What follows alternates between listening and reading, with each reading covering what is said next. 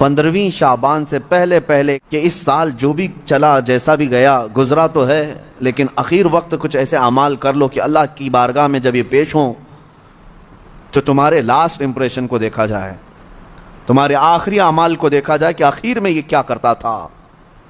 اور ہو سکتا ہے اس آخری عمل کی بدولت اللہ تعالیٰ پچھلے تمام گناہوں کو معاف فرماتے ہیں. عزیزان گرامی وقار، شعبان المعظم کا مہینہ اور عنقریب وہ رات آنے والی ہے جس کو ہم شب برات کہتے ہیں،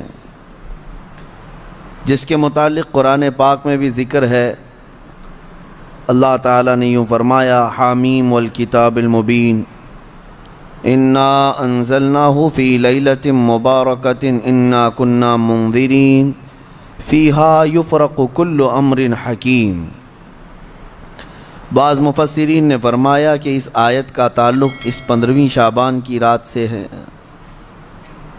بہرحال اتنی بات تو سارے لوگوں کو پتہ ہوگی کہ اب ہمارے زندگی کا ایک باب 14ویں شعبان کو بند ہو جائے گا اور 15ویں شعبان کو ہمارے نئے سال کے تمام معاملات کا دروازہ پھر سے کھولا جائے گا.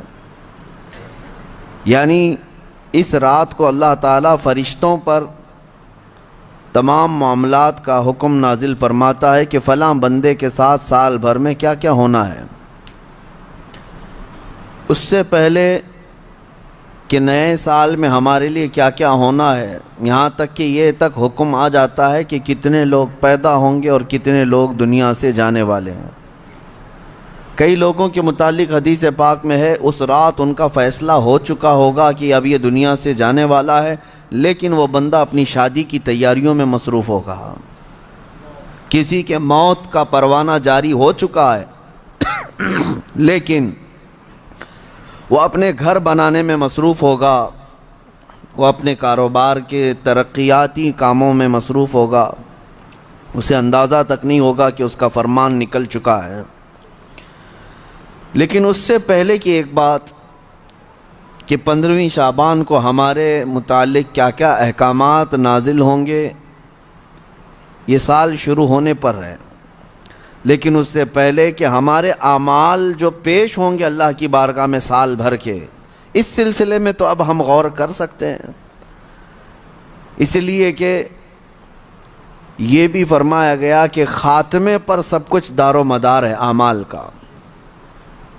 جو آپ لوگ سنتے ہیں نا، first impression is the best impression, لیکن یہاں پر اس کے برعکس ہے، last impression is the best impression.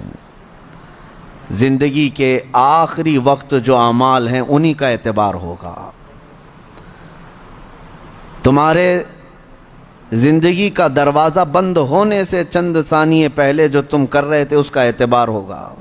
اسی لیے فرمایا گیا، میرے آقا صلی اللہ تعالیٰ علیہ وسلم نے ارشاد فرمایا، اللہ تعالیٰ نے کسی کو جنتی لکھا ہے کسی کو جہنمی، لیکن ہوتا یہ ہے کہ ایک بندہ نیک کام کر رہا ہے زندگی بھر، اچھے اعمال کرتا رہتا ہے، لیکن اس کے متعلق لکھا گیا کہ یہ جہنم میں جانے والا ہے.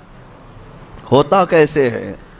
فرمایا گیا موت کے آنے سے چند دنوں پہلے یا چند لمحوں پہلے وہ ایسے گندے کاموں میں مصروف ہو جاتا ہے جو جہنم کی طرف لے جاتے ہیں. انہی کاموں میں اس کی موت ہوتی ہے اور خاتمے پر ہی سب کچھ دار و مدار ہے، پھر اسے دوزخ کی طرف لے جایا جاتا ہے.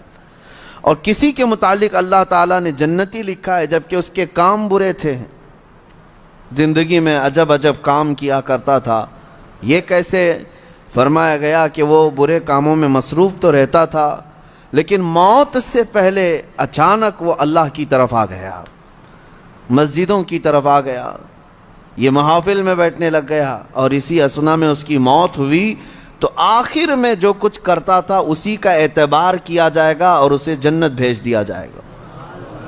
میرے عزیزوں، اب 15ویں شعبان سے پہلے میرے خیال سے 4 یا 5 دن بچے ہیں. اس سال جو کچھ بھی گزرا ہے اس پر اب ایک دروازہ بند ہوگا اور اللہ کی بارگاہ میں اس سال کی کتاب پیش ہوگی.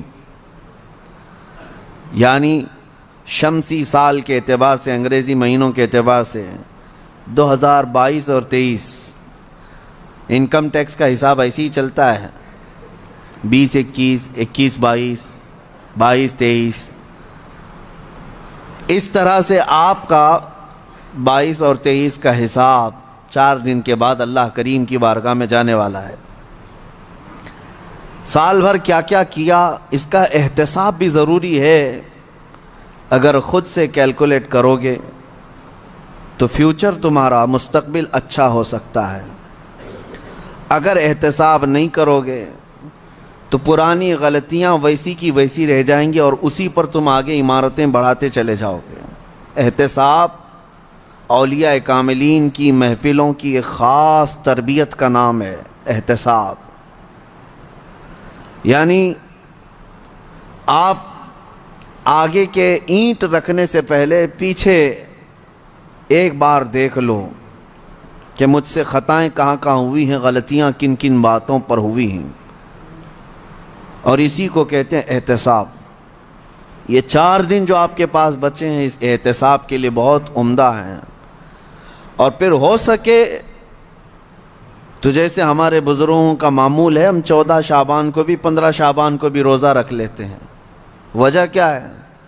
बाज़ लोग खामखा हमसे बहस कर रहे हैं, इसकी दलील कहाँ है, उसकी दलील कहाँ है, ये कहाँ से साबित है, वो कहाँ से साबित है। इनको शब बारात के रोज़ों के मुतालिक बड़ी अजीब सी बात है। अस्सलामु अलैकुम वरहमतुल्लाहि वबरकातुहू। मेरे प्यारे अजीज दोस्तों, भाई और बहनों, जैसा कि अभी आपने सबसे बड़े आलिम मुहद्दिस आज़म मुफक्किर आज़म यानी मुफ्ती सलमान अज़हरी साहब के ज़बान से बयानात को समाअत कर लिया। अगर आपने शुरू से लेकर एंड तक बयान को सुने होंगे ना, तो मुफ्ती सलमान अज़हरी साहब ने आपको बहुत ही बड़ी पैगाम दे दिए। मैं आपका मेहज़बान क़ारी तस्बीह आलम, अल्हम्दुलिल्लाह हम एक सुन्नी मुसलमान है और अभी शबान का महीना चल रहा है और हमारे नजदीक और आपके नजदीक बहुत ही जल्द 15 शबान यानी शब बरात आने वाला है।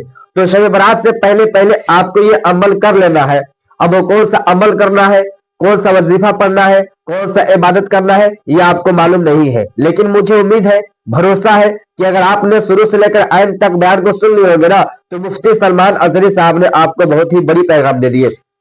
तो क्या आपको मालूम है कि शब बरात से पहले हमें कौन सा अमल कर लेना चाहिए और शब बरात के दिन हमें कौन सा इबादत करना चाहिए? यह भी आपको मालूम नहीं है। लेकिन जो एक अहम जरूरी मसला पूछा गया था कि शब बरात के दिन बैर के पत्ते से नहाने से क्या होता है, तो मैं आपसे एक बात जरूर कहूंगा और आप इस बयान को सुनकर सुन्नी मुसलमान भाई तक शेयर कीजिएगा कि जो शख्स 15 शाबान को यानी शब बरात के दिन बैर के पत्ते से नहा लेना, तो इंशाअल्लाह ताला उसके ऊपर जितना भी जादू टोना है ना, सारा खत्म हो जाएगा और वो जादू टोना से साल भर महफूज रहेगा। क्या आपको ये बयान अच्छा लगा?